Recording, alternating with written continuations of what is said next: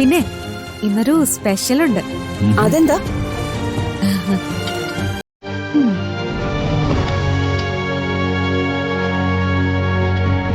ഇത് ഒരു സ്പെഷ്യൽ ഹൽവയാണ്. കഴിച്ചു നോക്കി എല്ലാരും.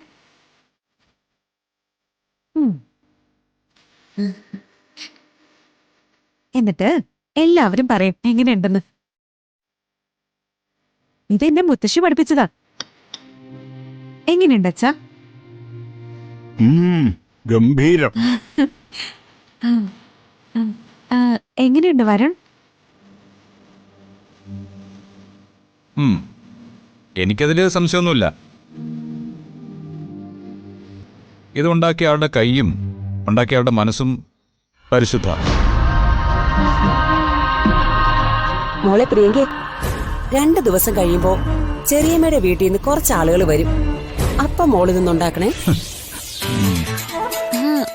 ഉണ്ടാക്കാൻ ചെറിയമ്മേ.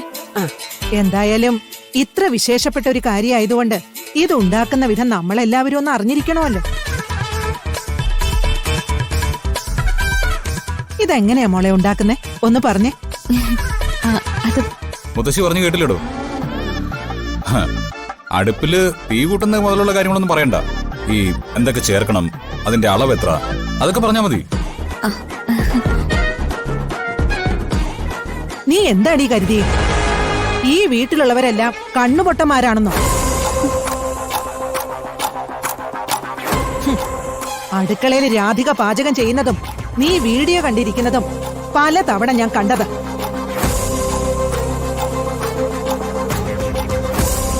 പക്ഷേ ഞാനും പത്മിനിയെ അകത്തേക്ക് വന്നപ്പോ നേരെ മറിച്ചാണെന്ന് നീ തെളിയിച്ചു. അതുകൊണ്ടെന്താ നിനക്കുള്ള നേട്ടം? രാധിക ചെയ്യുന്നത് നോക്കി വല്ലതും പഠിക്കാൻ ശ്രമിച്ചുകൂടായിരുന്നോ? ഇപ്പൊ മനസ്സിലായി എന്താ താൻ പറഞ്ഞു വന്ന പാരമ്പര്യമെന്ന്. പോയി ആഹാരം പാചകം ചെയ്യുന്നതിലും അഴിമതി മോഷണമൊക്കെ ആയി. ശരി, ഞാനൊന്നും ഉണ്ടാക്കിയിട്ടില്ല. എനിക്കൊന്നും അറിയത്തുമില്ല.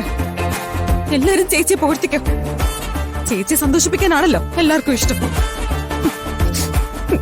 മോളെ പ്രിയ,